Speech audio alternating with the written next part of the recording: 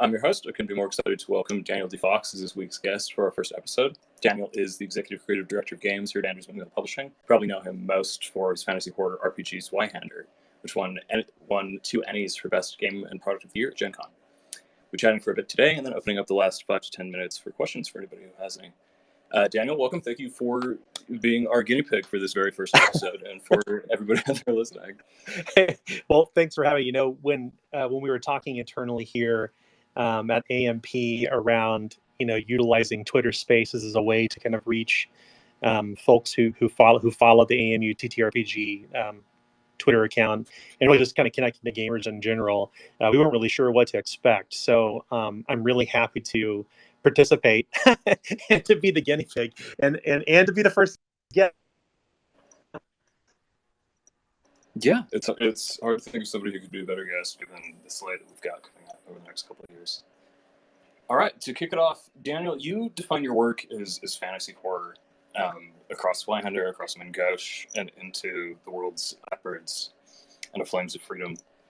What defines horror as a genre to you? Were you big into horror movies as a kid? What gravitated you toward this space for writing? Well, that's a great question, and I want to clarify that I was not prompted for any of these questions. This is completely off the cuff. When I was younger, I really loved Faces of Death.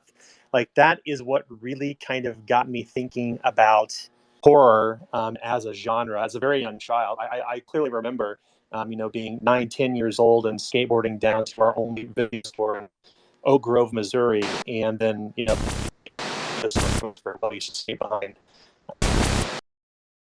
Okay, all right, there we go.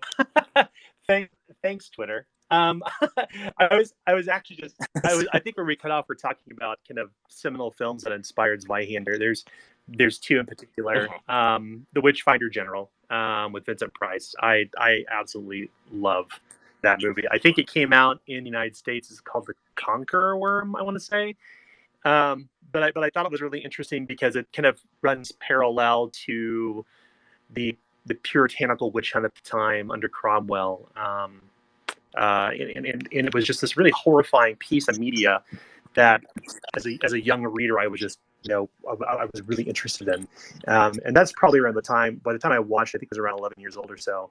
That's when I started playing Dungeons and Dragons. And as time went on, I kind of rediscovered the film as an adult and recognized how seminal that film really was on not only my storytelling, but in the way that I kind of think about how to structure adventures and games around my home game table. The other movie that I really like, and this is a little bit, kind of runs a little parallel to this, is actually a movie called Last Valley. It was a James Clavell film. Gosh, it would have been in, I want to say early 70s, but it's about basically the 30 Years' War. And it's this really kind of horrific tale of these mercenaries, these sellswords who are trying to escape the 30 Years' War, which, the historical war that raged across Europe. And they found this kind of isolated pocket of Europe untouched by it. And then, of course, it just spins out of control and it goes, it's a completely bonkers film. I think some of the, I love Michael Caine. I love Omar Sharif. They're both in that movie. And it was just such a, I look back at this film and it has some very horrific themes. But when I think about, fantasy horror storytelling, I'm not thinking about zombies and vampires and werewolves and, folklore. I'm thinking about the parallels to a real world atrocity and how those things, the horrors are sometimes far more human than monstrous, even though the horrors themselves are monstrous. It doesn't typically involve monsters. So to me, that's kind of like where I feel a lot of the writing started for Zweihänder, and later discovering Warhammer Fantasy Roleplay, which clearly was, deeply inspired by, I think, the British RPG side was inspired by, the Margaret Thatcher time in politics, as well as a lot of these films that I think some of the younger readers who worked for Games Workshop were watching, probably some of the same films. Those things kind of eventually came together, and that's what started my journey with writing Zweihänder. It's really interesting that you mentioned the notion of like Thatcherite Britain, or the videos that were circulating at that time. There was, of course, the concept of video nasty was very popular. Horror as a genre really kind of exploded in very low budget ways.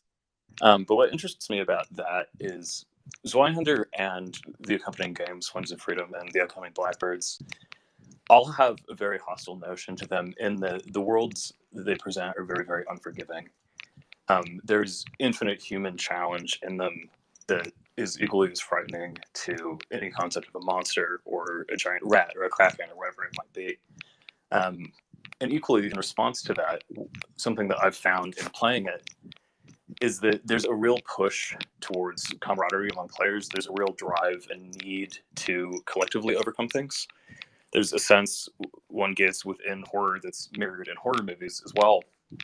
And I think I can start to see, as you're describing this, roots of the notion of overcoming some sort of insurmountable evil. And that carries across, a lot of different themes and genres. It's the Lord of the Rings trilogy. Mm-hmm. It's, the classic hero cycle. It moves into, the political spectra of existing in a world that seems impossible and really, really building the ability to withstand it and to overcome the challenges it presents through camaraderie or through building out a group that works well and cohesively. Can you speak to that at all? Yeah, I think coming from Dungeons and Dragons, like a lot of gamers have over my age. I'm 45, so a lot of people my age probably started with D&D. I think a lot of gamers who are new to tabletop RPGs usually come in through D&D as well. And Dungeons and Dragons, being D&D is not just a tabletop game, but it's a genre unto itself. D&D really leans into this idea of you're going from zero to hero, and you're going to do it together, and you're going to conquer these great evils, and you're going to save the world, and those are great. I love this. It's a very aspirational notion where your characters who start out as nobodies grow to be big damn heroes. If you look at some of the earlier works in D&D, I'm thinking about like Forgotten Realms. There's a whole storyline around your characters interacting with what eventually become gods in the world of Forgotten Realms, Time of Troubles. So to me, it's a really interesting idea. But I think for Zweihänder, and this is just the type of games that I like to write and I like to play.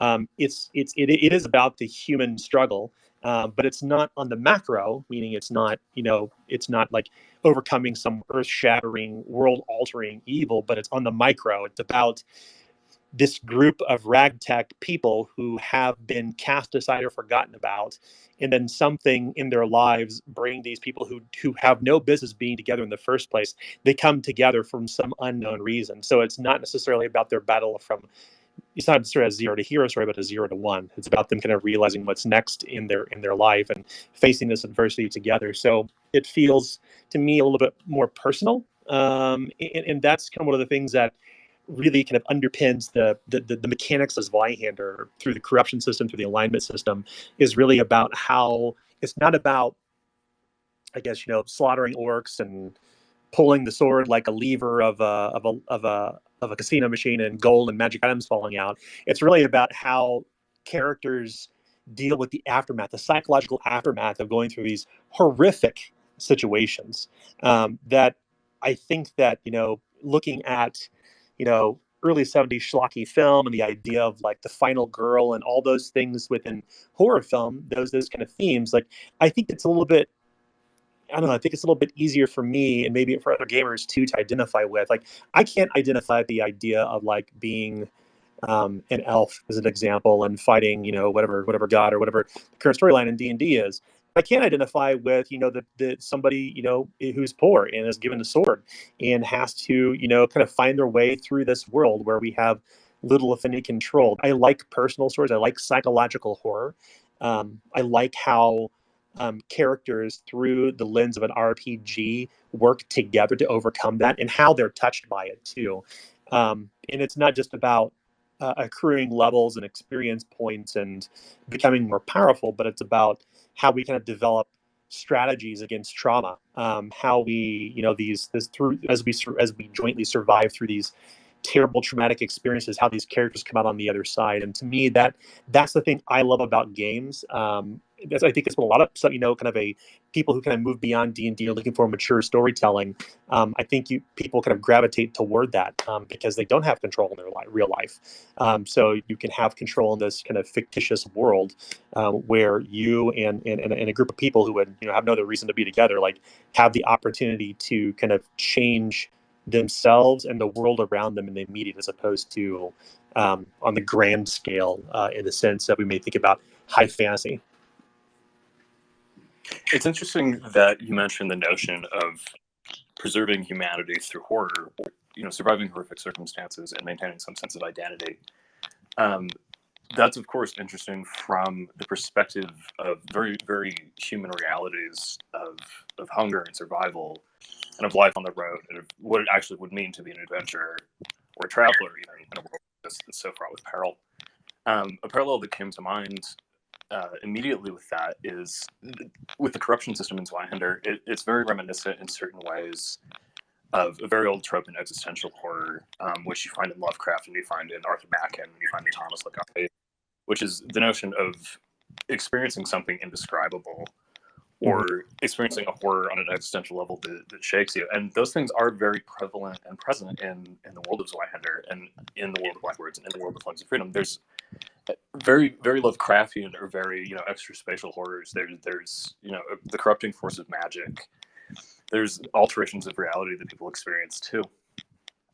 How would you say that in writing and in creating narratives like this, you balance out that very humanistic root of overcoming struggle with things that are very fantastical and with things that may have the same implications as far as survival and the maintaining of sanity or identity as you come through them, be they, encountering bandits on a road and the actual implication and reality of that, or, encountering a Lovecraftian monster that it's very difficult for you to conceive and drives you to madness. Both of these are present in the world of Zweihänder. There is existential horror. There is extracosmic, intervention. So as you're writing and as you're considering, the motivation of character, and as you're considering having one of those main motivations being the notion of overcoming or preserving who you are through things, where does kind of that come in? Things that are outside of reality, things that may not have the same implications of human struggle, but they can mirror them in certain ways. Yeah, that's a great question, and it's really good. I think it's a really good exploration, and I'll kind of tackle it in two different ways. So, if we think, I'll talk about it first through the lens of like tabletop RPGs. So we think about like Dungeons and Dragons, like the lowest level thing you're going to fight is an orc, right? So like right out the gate, you're going to fight something that, and our modern mind, our real minds in the real world, would seem so wildly unreal. But the challenge is within that is that everything is so unreal in the world of D&D, it becomes mundane. I think for Zweihänder, where this kind of changes is and this is just the way I like to tell stories, the way I like to write, is like, to me, fantasy and horror, it's like when you begin to paint a canvas, right? You start with, you kind of have your background color and that's your world. And when you start to kind of paint in the details, it starts with very thin brushstrokes. The same way I look at writing stories and telling stories around my own game table. I use very thin brushstrokes when it comes to horror and horrific things. And as the story progresses forward, like in any good film, the unnatural, the unreal becomes more and more ever present. You let the tension in the story grow and build until you finally kind of reveal that moment. But it's the journey up to that kind of moment where you see characters kind of change and contort within their own morality system. They may abandon friends. They may do things to satisfy what's most immediate to them because they know something bad is coming. And I think that human struggle leading up to that kind of wholly unnatural thing helps build depth in character in the way that players around the table also tell stories, because we are collaborative storytellers when we play RPGs together. But I think that those personal stories are what really kind of set the player up and the character, through the perspective of the game, when they face that unnatural thing. And in my mind, it's not necessarily always about like I need to pull out my sword or my musket. I need to defeat this big unnatural thing because, oh my God, Cthulhu's there. Instead, it's about, okay, so we know the character's psychological being is being impacted. Their psyche is being scarred. So not only they're kind of accumulating, trauma in a sense, they're also building survival strategies around it. So how they choose to avoid or evade or defeat that evil, I think, is kind of dependent on that journey of the character. So I think Lovecraft is a really good parallel for that, because we oftentimes see in most of Lovecraft and all the stories have been inspired by it. It's typically the character falls to madness. But there's a story before that. We learn that through the story, as they kind of peel back the layers of reality and then the unreality beneath the surface, that these characters are changing and evolving and twisting. Their psyches are changing until they finally fall prey to the great old one, or whoever it may be. To me, that's kind of the interesting. To me, it's the most important thing when it comes to telling fantasy horror stories, is ensuring that it's not just about fighting the orc or the wave of zombies or jumping into the crypt to fight a bunch of skeletons, but it's about the more human, the more psychological aspects of the human condition through the world of an RPG, as it kind of leads to what eventually becomes something seemingly so unreal that those little brushstrokes you've painted onto the canvas are now broad swaths of color.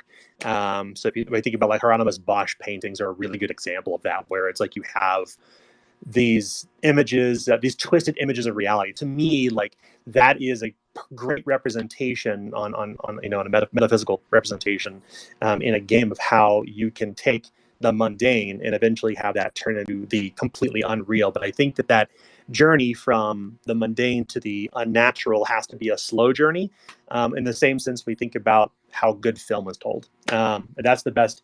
That's a very long-winded way of saying that. I think taking your time to tell a horrific story is the best approach. And I think we can apply that same line of thinking when it comes to adventure design, when it comes to writing, the in-world narrative for a story.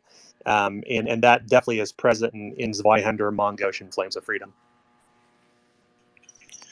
It's almost an interesting reflection or refocus from the horror itself to the reaction. It really places more, I would say, impetus on the player and more drive behind the player's internal narrative when it comes to how they're approaching what they're experiencing. Yeah. I thought it was interesting that you mentioned that, as from a narrative angle, as people experience things and as people overcome things, especially in the worlds of tabletop and the worlds of Zweihänder in particular, they develop certain strategies. They have certain responses that change the world around them, and based on what they experience, their approach to the world changes. Do you see parallels in that with Playstyle? You've obviously hosted and run a huge variety of games, both with Grim and Perilous and outside. There's classic tropes with people who play tabletop and with people who play, D&D being a particular focus for this. But there are people who like to role play more. There are people who like to talk their way out of situations. There are people who are entirely focused on, the table math of how can I maximize my character's abilities based on the statistics I have. As you've run longer narratives and as you've experienced games with players going through longer arcs, are there parallels there? What kind of play styles do you see emerge, or what kind of ways do you think that the writing in Zweihänder prompts people to react or to respond? Have you seen different receptions or kind of different strategies emerge among players? Yeah, so that's a really good question. Oh my gosh! So I'll start first with kind of my home game. I've been blessed to have been gaming with the same people for almost a decade. A few players at my table I've been gaming with since I was 16 years old, so I'm really lucky in that. And we've started our journey with Dungeons and Dragons. We've played a variety of styles of games, but eventually we kind of found what we think is our groove, which is it's deep characterization. In fact, it was that experience at my own game table that drove me to begin developing a game myself, because I felt that what games I had been playing at the time just weren't equipped to tell the type of stories I wanted to tell. And I think that's where that experience. Yeah. So we had run some pretty deeply political games in this idea of a Renaissance style game world of my own creation, and we'd been using various editions of D&D for years for this. But the problem is that it was really hard to, through the mechanics, it's hard to portray the mundane. It was also hard to portray the psychological impact of the player character choices at the table using the D&D as it was. Now, granted, we wrote a ton of house rules to try to accommodate that style of play, but in the end, what I think what a lot of times happens, especially for games that run for a long time, where you have layers and layers and layers of house rules, that it's no longer the game you were playing before, and it's like, why are we playing this particular game? So my players are kind of the big drivers of kind of pushing me to kind of pivot to write a system kind of live around the table. And I had the privilege of doing that with the same playtest group that I've been gaming with forever. So that's been fantastic. But back to the question, one thing that I wanted to carry forward in the Zweihänder system is, how do we get players out of the mode of, okay, we're gonna equip up Diablo style, go to the dungeon, conquer a bunch of shit, come back, spend our gold, get some magic items, and go back and do it again. And granted, this isn't D&D as it is today. This is the D&D of the early '90s. So the way that I was able to kind of do that through the writing is to emulate that same gaming style we've been doing on my own game table and write it into the story. I think a lot of RPGs kind of start, once again, at somebody's game table, especially brand new RPGs. And we had this, I had this opportunity to really take what my own observations of the way that my players were interacting within the story, within the mechanics, and be like, okay, yeah, I think it makes sense to tailor the way that the progression system of Zweihänder works through the accumulation of corruption and disorders to be able to mirror the same experience my players were having. And granted, that's not the type of game everybody wants to play. But I knew that if I wanted to deliver an experience like that on my own game table, I had to bring those mechanics forward. And it was a perfect pairing with kind of Warhammer Fantasy Roleplay's approach to what they call their careers, but we call professions, because those professions aren't necessarily your fighter, wizard, mage, thief, rogue, cleric archetypes. They range anywhere from a dung farmer to a watchman to a highwayman to a gambler. So I knew there was something there in the war system with the idea that you're not playing toward an archetype, but you're playing toward a job that could help root players in this idea of not mundanity, but the idea that these player characters had a life before and something changed, something pivoted in their character career to progress them toward this weird journey. And that is kind of where the corruption system kind of came out of. That's where the disorders came through. That's how it carried forward the professions and Zweihänder, and how the game started out. How the revised core rulebook started out 7 years ago. And granted, that's evolved and changed over the years as we've kind of continued to kind of progress away from some of the early tropes of Warhammer. But that is how I feel we can deliver these very personal experiences at the table by removing some of the tropes that we see in high fantasy games, and then really focusing on the survival horror aspects, and primarily around the idea of psychological horror and how these people kind of go through that trauma and how they come out the other side and how they deal with it. It's interesting, earlier you mentioned escapism as a primary motivator toward tabletop and toward certain aspects of Zweihänder in particular. I think it's an interesting balance that's struck between the practical notion of somebody working toward a profession and really, really spotlighting that there was something in this person's life that pivoted them toward adventure or toward intrigue, or toward even battling for survival. When you're going about setting up a game, when you're going about writing out narrative, I think it's a pretty common experience for all of us who are old hands in the tabletop world, or even people who are new to it. There's the idea of you setting up your character. You spend time and you sit and write backstory. If you're playing with a good DM, you said talk about your backstory back and forth, and you show up to the first session or your session 0, and you introduce yourself to everybody in whatever tavern it is that they've set you up sitting in. You describe whatever being at. When you think about the first session of the Zweihänder game, or when you think about the first session of a game that takes place in a world like this, or with motivations like this, how do you see those first sessions going from the standpoint of players? When it comes to, do you think that pivots the way that people create backstories? When people are leaning into or pushing toward professions rather than archetypes, do you think that gives them greater narrative freedom? Yeah, so that's a good question. Typically and I'll use some parallels to my own game table just because it's relevant to this. So we have some new players at our game table in our latest game we're running and we have a player who's come from the world of D&D. She's never played Zweihänder before. This is her first brush with a game that kind of is very vastly different than what she'd done before. So she had come to the table with this massive backstory written, and I told her, I said, hey, let's take a pause and let's actually participate together in session 0. And I think the audience knows what this is, just for everyone's edification.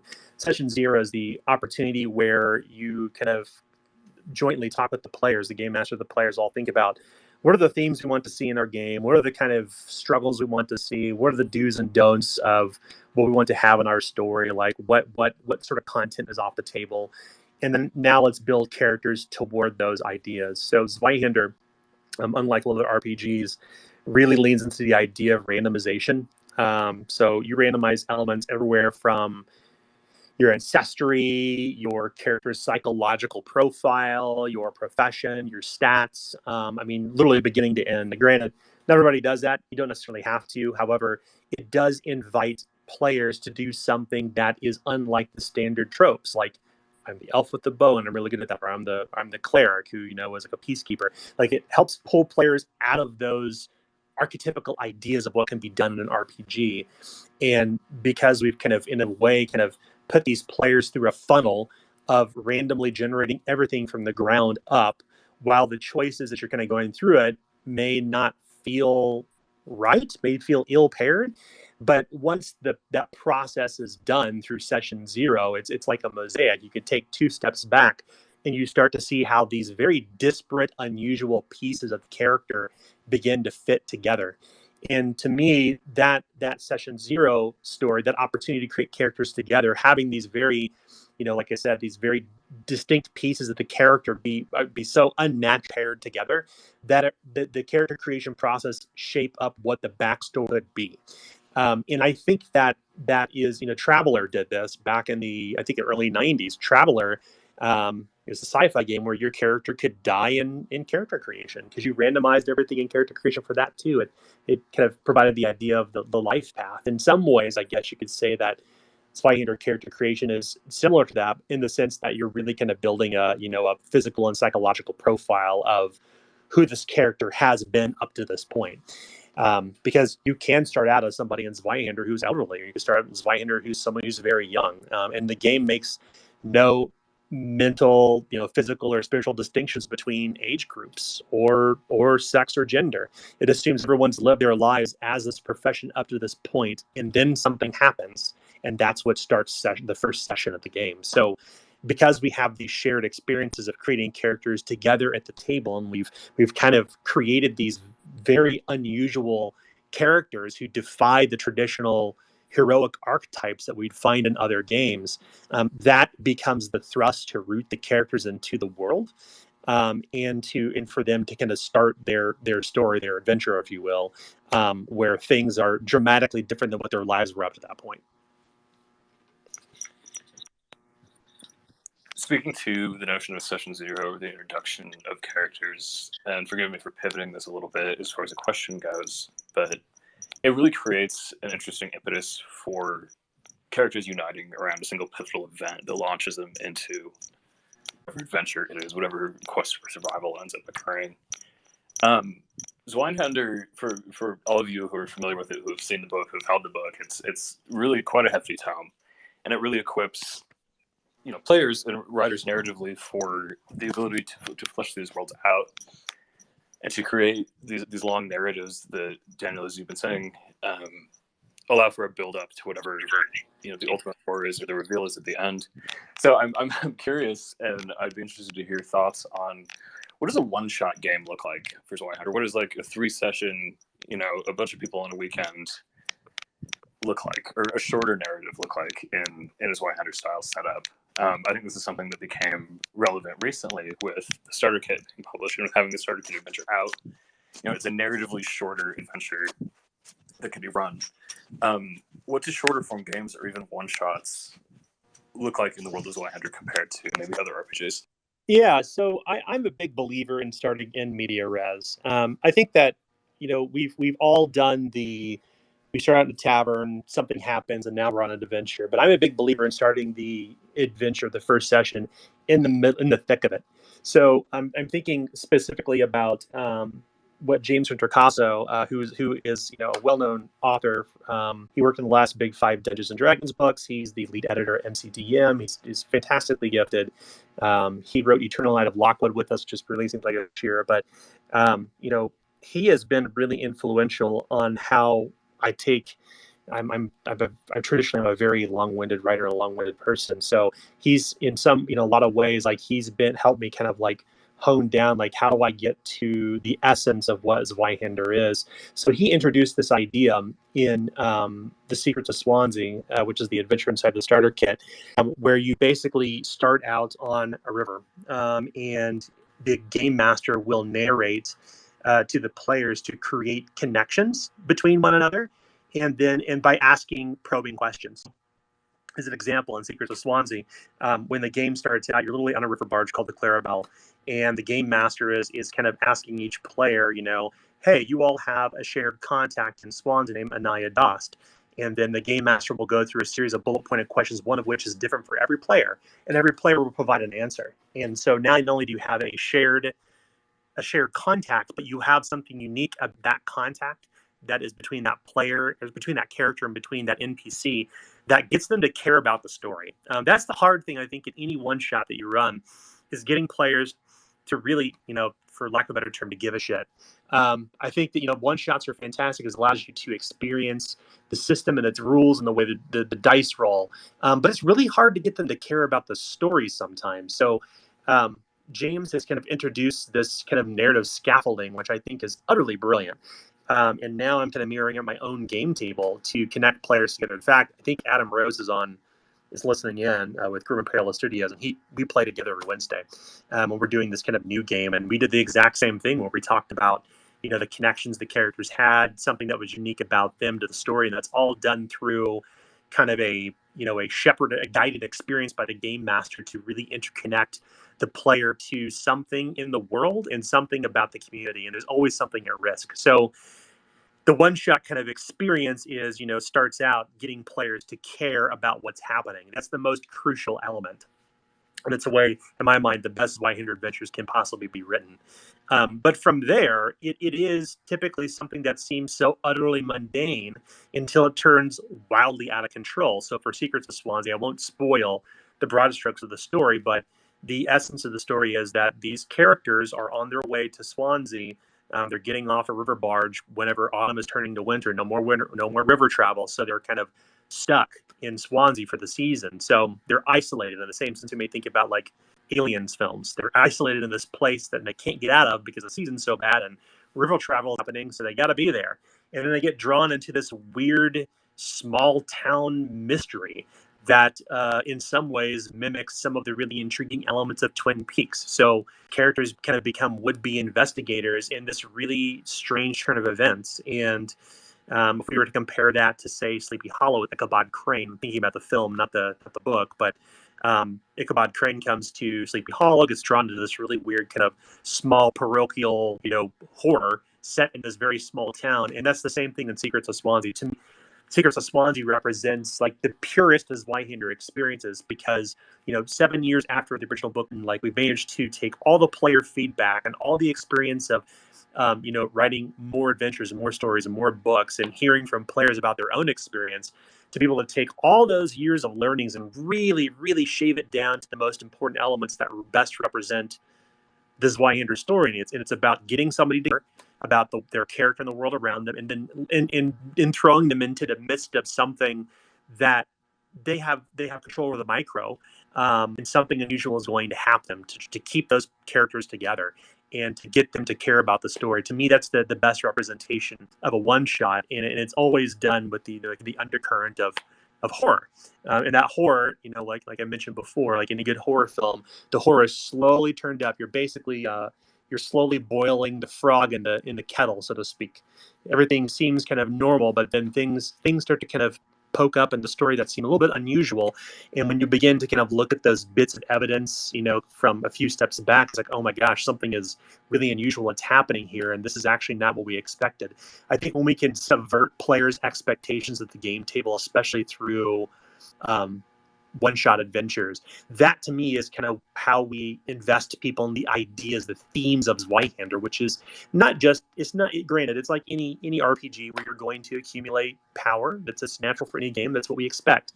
But in a one-shot, it has to really deliver on the things that are important to Zweihander, and it is about those personal stories, and it is about those mundane things eventually turning to something that's so fantastically strange that the players have no choice but deal with what they have in front of them. And usually it works best if you have a situation where players simply can't get on their horses and escape. They can't go down river on the boat. The river is frozen. They can't get horses because horses are expensive. They can't just pick up and leave because it's snowing beyond the village. So you only have a reason for them to stay, a reason that their characters and those players are like, yeah, we have to be here. We can't really go anywhere. But they start to care because they have to live in the midst of this. They have no choice. So they're kind of thrust in that situation. And that's where they begin to experience the things that are most important to Zweihander. It's an interesting approach because almost more than condensing a story down to something that's rapidly digestible, it creates a feeling of isolation and a feeling of potential and a feeling of intrigue as people, being in a one-shot, start to wonder what's beyond, the snowy veil, what's beyond the blizzard, what's beyond the frozen river. And it's an interesting narrative device as well because it really does allow you to create very brief adventures without sacrificing narrative or sacrificing writing for that sake.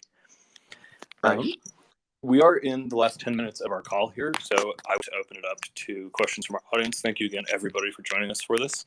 If you want to toss up a hand here in Twitter Spaces, I would be more than happy to pass you the mic, and we can get a couple questions answered here before we sign off.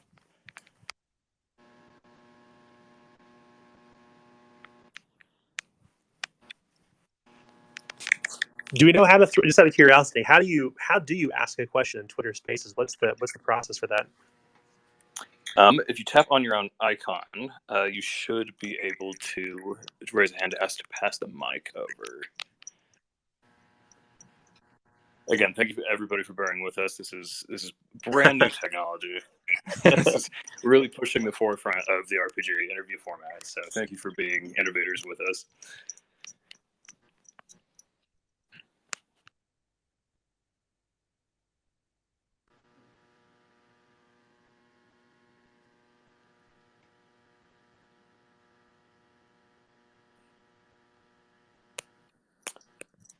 So it turns out you can also. I just actually, because Rose is listening, I actually just invited him to be a speaker. Perfect. If Adam doesn't ask a question, I'm going to kill his character next week. I won't do that. I feel like that's a fair reaction.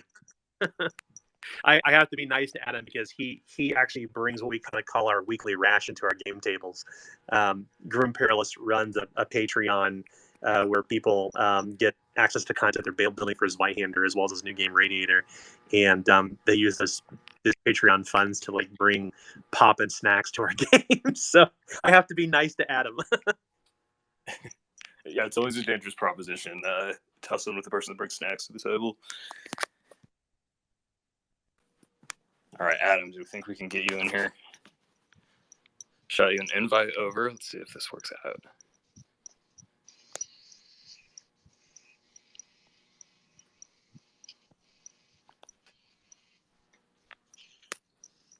All right.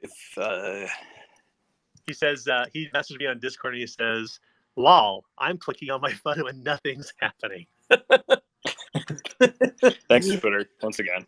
Yeah, it's all good, Adam. I promise I won't kill your character on Wednesday because I want those delicious high-chew snacks at our table. All right. If anybody else wants to give it a shot, we'd love to take questions for you for this last little bit here. Twitter, unfortunately, is always being frustrating. But if you want to toss up a hand, there is a little icon down next to you that should say something on the lines of "Ask to Speak" that you can join in with, and we can pass the mic over to you.